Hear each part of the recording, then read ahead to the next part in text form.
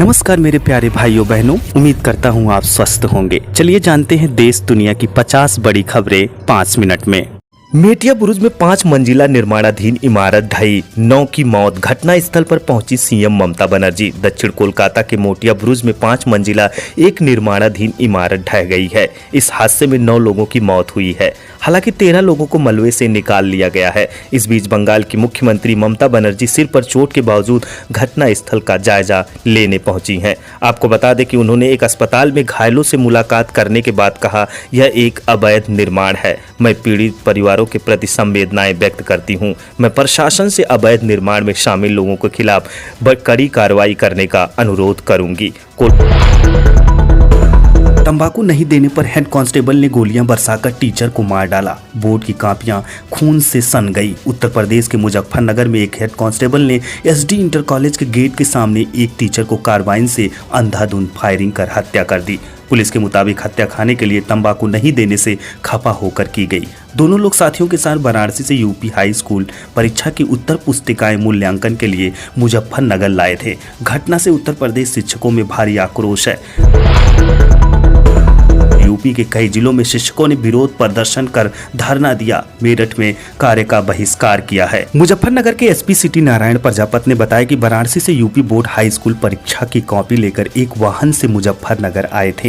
Head constable Chandra प्रकाश ने teacher Dharmendra Kumar को अपनी सरकारी कार्बाइन से कई गोलियां मारी। उन्होंने बताया कि वाराणसी से 14 मार्च को यूपी बोर्ड हाई स्कूल परीक्षा की कॉपी लेकर टीचर धर्मेंद्र कुमार और संतोष कुमार चले गए थे। उनके साथ inspector Nagendra Chauhan, head constable Chandra Prakash और 2 अन्य कर्मचारी जितेंद्र मौर्य और कृष्ण प्रताप वाहन में थे। ये लोग प्रयागराज शाहजहांपुर मुजफ्फरनगर से पहुंचे थे। सब इंस्पेक्टर नगेंद्र चौहान और अध्यापक संतोष कुमार आराम करने लगे। पीछे के हिस्से में हेड कांस्टेबल चंद्र प्रकाश, टीचर धर्मेंद्र कुमार और दोनों चतुर्थ श्रेणी कर्मचारी लेटे थे। पुलिस के मुताबिक हेड कांस्टेबल नशे में था। वह चतुर्थ श्रेणी के कर्मचारियों से बार बार तंबाकू मांग रहा था। सभी परेशान थे। टीचर धर्मेंद्र कुमार से भी उसने तंबाकू मांगा। धर्मेंद्र कुमार ने तंबाकू देने से मना कर दिया और नाराजगी जताई। पुलिस के मुताबिक इस पर चंद्र प्रकाश ने अंधाधुंध गोली चलाना शुरू कर दिया, जिससे धर्मेंद्र कुमार को कई गोली लग गई। बोर्ड कॉपी की खून सन गई, उनकी मौत हो गई। पुलिस के मुताबिक टीचर धर्मेंद्र चंदौली जिले के रामगढ़ के बैराट के निवासी थे। पुलिस ने हेड कांस्टेबल की कार्बाइन कब्जे में लेकर उसे पकड़ लिया। मौजूद अन्य लोगों को भी हिरासत में लेकर पूछताछ की जा रही है। पुलिस जांच कर रही है। आंदोलित शिक्षकों ने आरोपी के खिलाफ रशुका लगाने पीड़ित परिवार को 10 करोड़ रुपए और परिवार के एक सदस्य को पीसीएस रैंक की नौकरी देने की मांग की। बेस्ट यूपी 4 सीटों का फैसला मोदी शाह की टेबल पर। ठाकुर वैश्य और महिला होंगी एडजस्ट। 10 सीटों पर 7 ओबीसी कैंडिडेट, इसमें 3 गुर्जर, 1 ब्राह्मण, 2 दलित उतरे। बेस्ट यूपी की 4 अहम सीटों पर टिकटों का आखिरी फैसला मोदी शाह के संकेत पर लिया जाएगा। ये सीटें मुरादाबाद, मेरठ, सहारनपुर और गाजियाबाद हैं। इनमें 2 सीट मुरादाबाद और सहारनपुर 2019 के चुनाव में भाजपा हार चुकी थी। आपको बता दें, बेस्ट यूपी में आने वाले 14 सीटों में 10 सीटों पर एनडीए की ओर से प्रत्याशी घोषित किए जा चुके हैं। इनमें से 8 प्रत्याशी भाजपा से, जबकि 2 कैंडिडेट एनडीए में शामिल रालोद की ओर से उतारे गए हैं। जातीय समीकरण की बात करें तो बेस्ट यूपी में एनडीए के 10 प्रत्याशियों में से 7 ओबीसी से हैं, जबकि 1 ब्राह्मण और 1 रिजर्व सीटों पर 2 दलितों को उम्मीदवार बनाया गया है।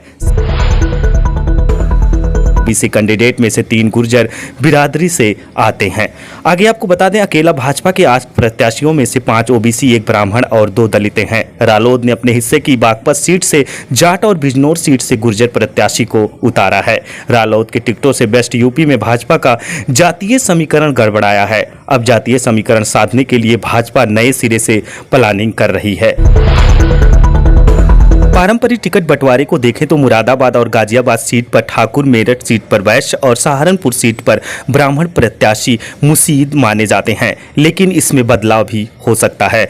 आपको बता दें कि 2019 और 2024 के बदले गए प्रत्याशी संभल में परमेश्वर लाल सैनी ये 24 में भी लड़ेंगे। गौतम बुद्ध नगर में डॉक्टर महेश शर्मा ये भी अब 24 में लड़ेंगे। रामपुर से मोहम्मद आजम खां जो कि 24 में इनको हटा के घनश्याम सिंह लोधी यहाँ से लड़ेंगे। अमरोहा में कंवर सिंह है, ये हारे थे और 2024 में कंवर सिंह तोमर रहेंगे, यानी परिवर्तन नहीं होगा। नगीना में डॉक्टर यशवंत हारे थे, इनको चेंज करके 24 में ओम कुमार को सीट दिया गया है। बिजनौर में कुमेर भारतेंदु हारे थे, अब इसमें 2024 में नए रालोद चंद चौहान को दिया गया है। मेरठ में राजेंद्र अग्रवाल जीते थे, अभी ये पेंडिंग में रखा है। मुजफ्फरनगर में डॉक्टर सजीव जीते थे, अब इनको 24 में डॉक्टर सजीव को उतारा गया है। सहारनपुर में राघव को हारे थे, अभी ये पेंडिंग में है। बुंदेलशहर में भोला सिंह थे, 24 में भोला सिंह रहेंगे। बागपत से सत्यपाल सिंह थे, जीते थे, इनको 24 में हटा दिया गया है, इनकी जगह राजकुमार को रखा गया है। करैना से प्रदीप चौधरी जीते थे और 24 में यही रहेंगे। पार्टी सूत्रों का कहना है कि प्रदेश नेतृत्व की ओर से शौफाली और जफर केंद्र को भेजे गए हैं। 74 साल के सर्वेश तो उम्र के पैमाने पर पिछड़े हैं, इनके साथ ही वो संगठन के विरोधी भी माने जाते हैं। प्रदेश अध्यक्ष भूपेंद्र चौधरी और सर्वेश के बीच पुराने रिश्ते भी अच्छे नहीं हैं। हालांकि मुख्यमंत्री